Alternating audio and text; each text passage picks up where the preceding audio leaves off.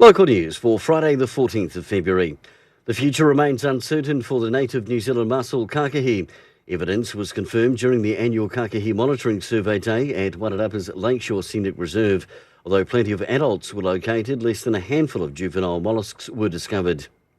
Hutt Valley and Wairarapa patients will soon be able to receive their dialysis treatment closer to home with the establishment of a new outpatient unit, satellite dialysis, next to Hutt Hospital. The new outpatient unit will be located on the Hutt Valley Health Hub on Lower Hutt's Waitako Street. And the Marston Town Hall survey has been completed with over 1,300 responses. 51% said they are willing to pay for a shared facility, while only 37% are willing to pay to keep the facade. And good luck to Red Star Cricket, who tomorrow take on the Vinol Boys in the Coastal Challenge semi-final.